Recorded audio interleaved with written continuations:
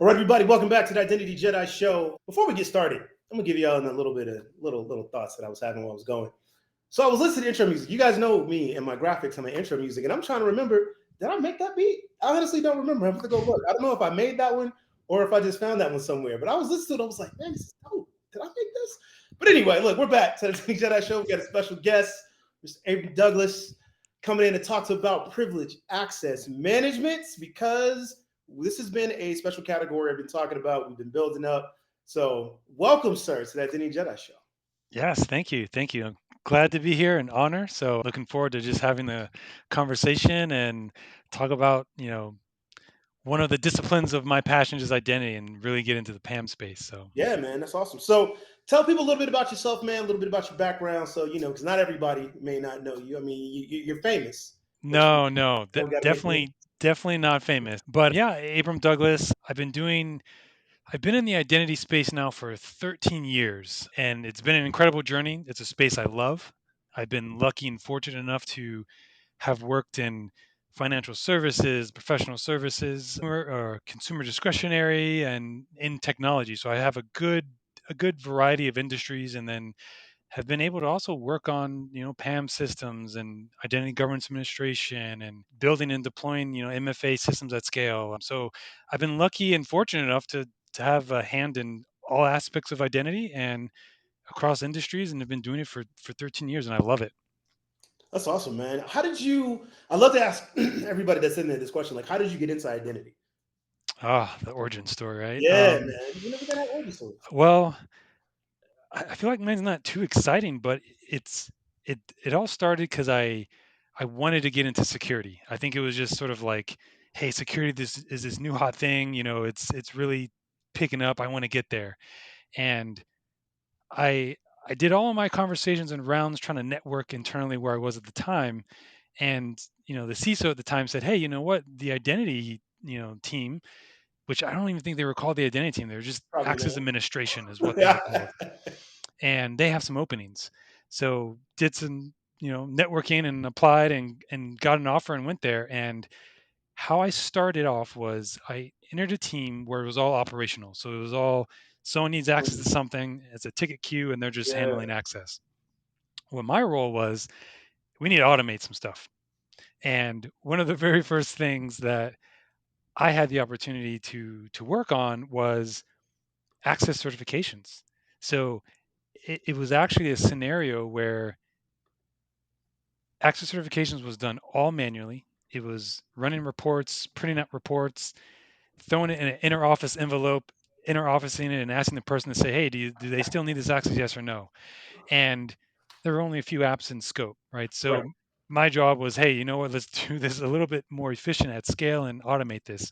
So let's go across all of our systems, aggregate all the identities, all the entitlements, all the access, and just go from there. Start automating a lot of this and being able to do more of these certifications at scale, right? So that's how it started, and yeah, that's really how I got into identity and discovered that I really loved it, and not not looking back, Yeah. not looking No. back. Look, it's always interesting to hear everybody's origin stories, right? Because we're getting right on the cusp of this, I'll say, generation of practitioners to where identity is actually a thing. So people like that's what people kind of want to try and get into, right? But for some of us, I would say more seasoned IAM practitioners, right?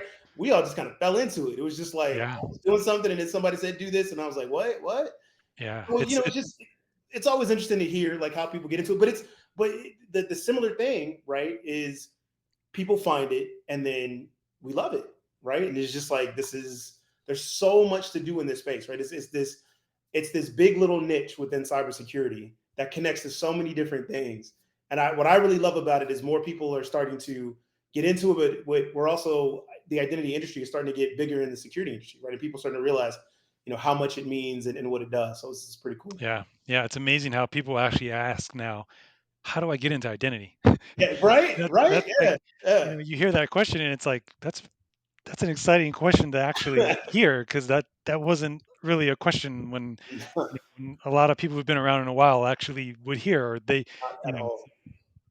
Yeah, man. So let's talk about privilege access management, man. This was one that I love this specific topic because while my I guess my forte has always kind of been IGA, right? It's kind of where I've done the most work, but I always felt like if you're going to really be good at something, you got to know everything about it, right? You got to know what surrounds it. You got to know how something fits in, especially in identity because everything's so sticky and connects in.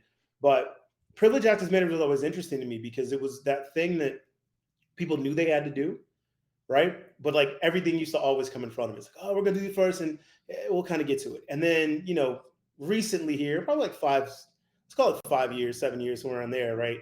It just kind of really took off, right? The CyberArks of the world started getting really big, and now we've got Beyond Trust, which is at one point was three different other companies. I can't remember what they Yeah, were now, right? So talk to me about just like some of the things that you've seen from a privilege access management standpoint. I've seen a lot in the PAM space. It's interesting when my first interaction with that was really about, hey, let's create these elevated accounts for humans, and those accounts can do privileged things, but we're going to obfuscate what accounts belong to who, and how we secure that is put it in a file, and then we secure that file in a vault, right? So there's this interesting concept around, well, you got to have some strong auth into the vault to get the Yeah, file to know what account belongs to who, right? And fast forward, we now have more automated systems to you know handle your session launching and your session recording, and you're no longer really wanting to actually expose actually even an account or let alone a password to an end right. user. They're able to sort of just launch into that privileged session and do what they need to do, and all the access is there for them. Something that's, I think, still evolving really is also just this concept of, well, you have human privilege and you have this like non-human, right? You have your Mhm. device and your machine privilege and API access, right? So there's all these various things now that you have to really consider and think about when you are you know building out your strategy around PAM, and where do you start, where what's next, how do you mature, and where do you grow. But yeah, it's definitely a space that sometimes it's something hard to get started.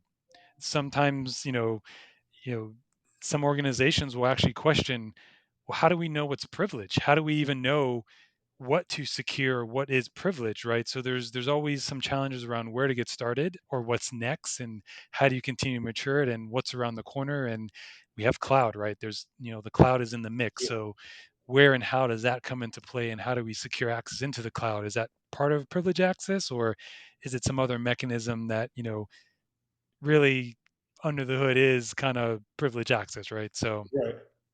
yeah. So let's dig into that, right? And kind of start off from there. Where would you say, in an experience that you've seen and the customers you work with, if a customer were to come and ask you, it's like, okay, Abram, like I'm getting ready to do this, like where do I start with privilege access? Like, Yeah, I mean, I think there's the good thing is, you know, there's some simple things, right? I mean, you know, MFA, make sure MFA is in place, right? That's like baselines. Hopefully that's already just in place. When it comes to privilege access though, there are some very simple places to start, right? If you're an organization, you're using Active Directory, you can very clearly know what are those privileged AD groups, what is that critical access within the AD environment that you need to secure, and then start working backwards from that perspective, from the stance of, okay, well, who has that access, and how do they have it, we need to secure, right? So I'm a big supporter of having dedicated privilege accounts, separated from your sort of standard account, if you would. mhm, So I mean, that's somewhere to start as well, but start small and just do something though, right? Be tactical about it. right.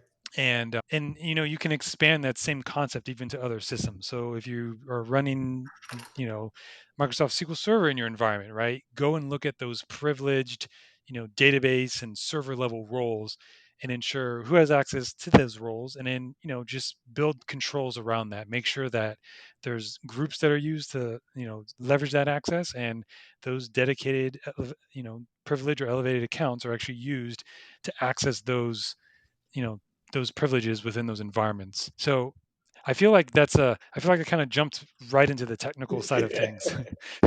I should probably take a step back, because there actually is you know some things to be done before you actually jump into even technology. And One is just understanding your landscape, understanding what are your business objectives, understanding what is your risk posture, right? If you're in the financial services industry, then things are going to be a little bit different for you than if you're a startup who's maybe building a ride hailing, app or something, right? Right. You're gonna have different risk posture, and there may be different regulatory bodies that sort of are expecting certain things, right? So I think understanding where you are today, where you should be, I guess, where you want to be, where you want your risk posture to be at, and just sort of laying that out, right? I think that's the true starting place before really getting into that more tactical, technical things to take place. Yeah, it's amazing how much of this space in an identity really all just kind of starts with, simple business process planning, right? Like what Yes. simple questions like, what are you trying to accomplish? What do you need to do? What does your risk posture look like? And it's, what's interested me about this industry is that from being technical, right? Background in engineering, software engineering, all that stuff, whatever, you know, my lead thought was, well, let's just get straight to it. What do I need to program? Yeah. What do I need to go create? Like, all right, cool, it's a problem, let's go knock it out. But in identity, it's like you've got to think backwards from that. It's like, no, like what's the actual problem? Like what are we trying to do? What does it mean? What does it need to look like? Right. And once you understand that, now it's like, okay, well, now let's lay out how we're going to go about and attack this because there's so many different ways to go about it. And it also helps you. What I would say is in tool selection, right? I always tell Yeah. people that you never start with the tool. You don't start anything. I don't. It doesn't matter which part I did it, especially in PAM. You don't start with the tool and go, okay, well, we bought Beyond Trust, and so now here's our strategy. It's like, no, no, no, no, no, right? You got to get your strategy first, so then you can, which will lead you to figure out if you're even selecting Beyond Trust, right? Because you need to Yep. know which features and which things fit, like what you're trying to accomplish in your posture and what you want for your organization. So in your experience with, you don't have to call them out, right? We're not trying to throw shade on any company, whatever. Just in general, like with the tools that you've seen and customers that you've seen use them, what would you say from that perspective? Maybe is it either missing or room for growth for that in that area, right? With the tools that kind of help customers, better get a hold of the privileged access management space. Yeah, this is definitely a tough space, but one thing that really is missing is, and this is maybe where there's looking at your entire portfolio, Hmm. from an identity, program perspective, but just discovery. Um, Mm, I think, sort of what I mentioned around starting the low hanging fruit, that is pretty straightforward, which covers typically a very small portion of what actually may exist in your organization, right?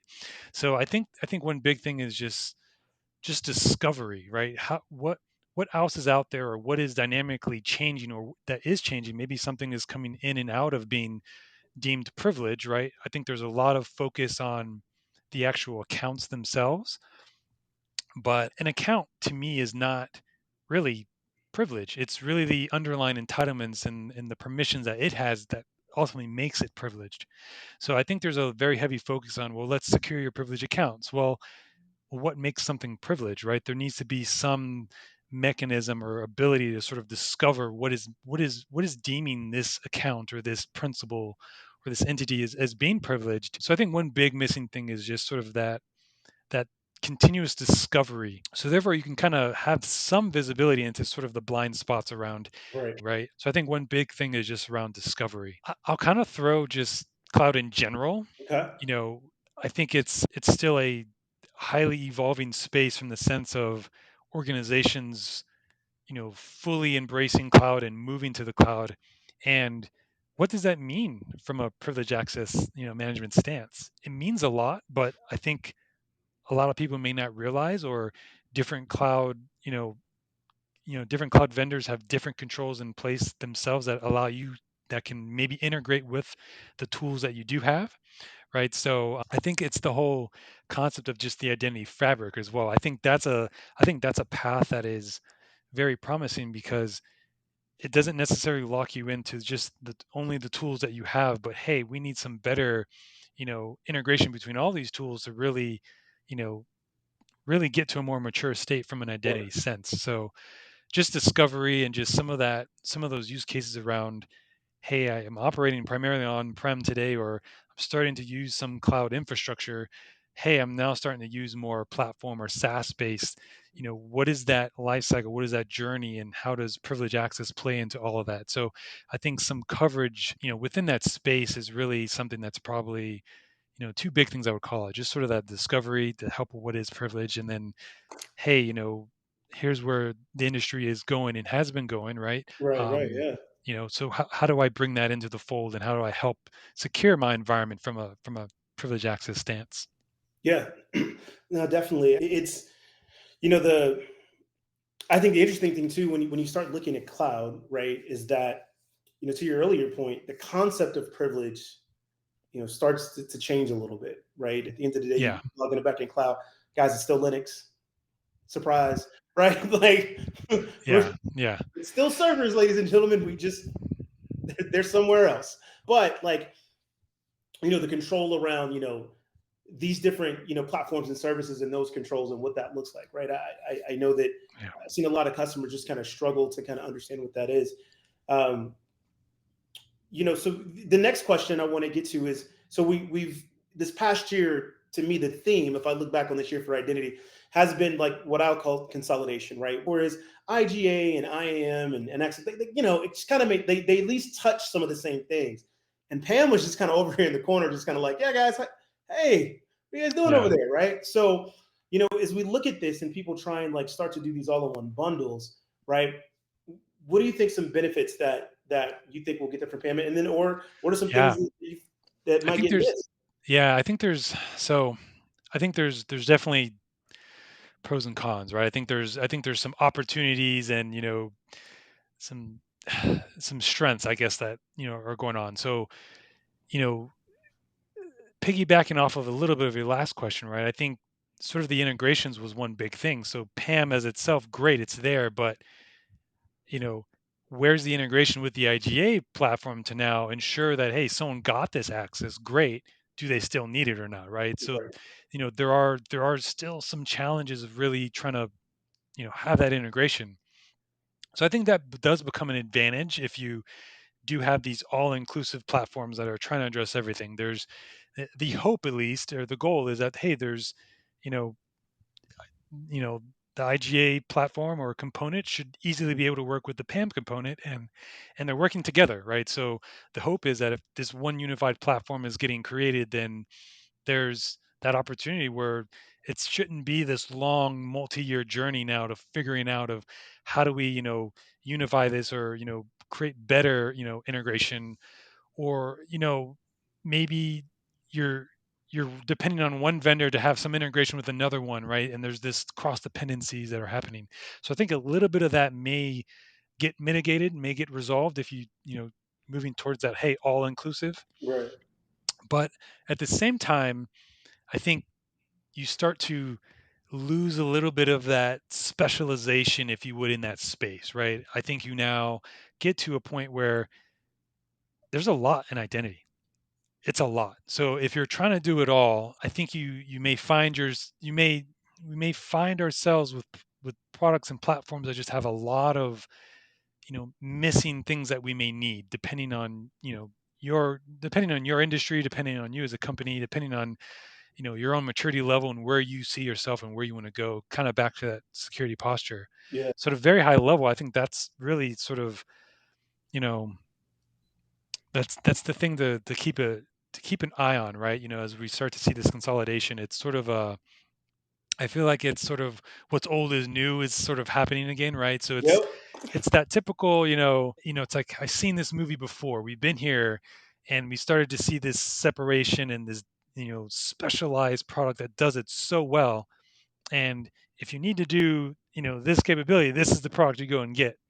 And we're now starting to see, as you mentioned, we're starting to see some consolidation happening. And so, yeah, it is interesting to see that play out as it's happening. It'll be interesting to see as the space just continues to just mature more and more. Just, as you mentioned, the identity space is, it's at the forefront. It's the hot thing now. So it'll be interesting to see where things go. yeah, it will, right? I think what people struggle with is that they don't understand how interconnected identity is, right? It's not one of these things that you can just go and say, all right, I'm just going to give you authentication. You go, oh, okay, that's great. But as soon as I authenticate, but now I also need to authorize. And then once I authorize and I give them access, now I need to govern. But oh, now I need to record. Like it's all these things. Like it's there. There's that journey of a user, that digital identity life cycle, right? Mhm. All those different parts at some point in time need to be touched, and you have to manage all of them, right? You can't just give one thing and go, okay, you solved it. No, you've got this big ecosystem that you're managing, and it causes all these things. So it is very much in. I think it's unique in that instance. Could be right. I'm not, Yeah. I don't know everything, guys. So somebody's watching. It's like, no, in such and such field, we have the same thing. Cool. God bless you. Thank you. Let me know about it. But when we look at it, right, there's the whole reason why we shifted away from the consolidated suites was number one, technology just wasn't there to provide it, and the Yeah. stacks that came out were just horrid, right? Like slow, Yeah. I buggy, mean, the yeah, as monolithic as you could imagine, right? I right? mean, Like yeah. just, and so you were just like, and you got a lot of that. To your point, was like, okay, we're gonna do 50 million things. We're gonna do them all shitty. So, but you got 50 million things, and you're like, great, I can do all of this, but none of them actually do anything very well. But at least do all of them. So now as we're looking forward to it, right? Like technology is obviously completely different, faster, scale, like the scalability there is there. There's things that we can do now, like the ability to do authentication orchestration and include authorization, right? All these things that we can do in sub-seconds, which if we would try to do this 20 years ago, no, like it's never fast enough, Yeah. it'll be slow. So now we can do these things. And so you start to look at like, okay, we truly can kind of build an ecosystem that connects all these things, right? And gives you all this richness that you need from an identity perspective. But I think the interesting thing is going to be is as we figure out, like, let's just be honest, there's a lot of bloat on a lot of these products that we built in just because we could, because they were specialized in silo. How much of that is necessary and how much of that really isn't? And we don't know. We're gonna have to look at that, right? And Yeah. customers are adjusting to this as well, right? We're also going into a time where the market's changing, budgets are going to be start getting cut. Like so, customers are going to start being asked to do more with less, which Yep. means you're going to depend more and more on these tools to be more efficient. So it's going to be interesting, right? And the reason why I really wanted to focus on PAM, kind of wrap this up, because despite all of that, right, I love the attention that it got over the last couple of years, and I wanted to keep getting there because it's like if you've got to choose, right, one thing that you're going to implement, I would tell people is like start with your most riskiest account, right? Yeah. Like, who gives a shit if you get to Dave's HR account? Like, oh, okay, you can go see our swag shop. Yay! I don't want you to be able to get to my AWS production account. Or even the some of the times we are now, think about this. I don't want you to get to the company's social media accounts, right? Yeah. Like Yeah. it's crazy that we have to think of that as privilege, but especially if you're a public company, I mean, we saw what happened with Eli Lilly. Like it's just Yeah. Yeah. one bad post now all of a sudden affects like stock prices. That affects business. You can consider that privilege. So look, man, I'm not gonna keep you. I said we're going to keep this short. Appreciate you coming on, chopping it up. You are always welcome to come back on the identity. Hang out. I appreciate it. I appreciate it. Yeah. This has been fun. So, as we sign off, everybody, look, by the time you guys see this, right in the middle of holiday season, hope you have a wonderful holiday season. If you have questions about how to get into identity, look, identitypro.org. It's the first place you go. Check that out. There's a body of knowledge there. You can learn all of this stuff. If you want to become a member, you can jump in, become a member. Don't ask me how much it costs. I don't even remember. But there's got a Slack channel in there where you can get to all the identity experts. It's like that will pay for the membership alone just to be in that Slack and join the Yeah. community. Yeah. So I'll leave it up to you, Abram. Final words. Yeah. No, I guess that, I do go back to just what is the security posture you're after, and start from there and go backwards, and then start doing things right. Outside of that, yeah, I completely second ID Pro. That is the right answer of how do I get into identity? How do I start, right? So it's awesome that that's there. I definitely take advantage of it. And yeah, it's close to the holiday season, so happy holidays, everyone. And yeah, it's been an honor and a pleasure. It's thanks for having me. I hopefully we can do this again in the future. Oh yeah, most definitely. Everybody, till next time. Signing off. All right.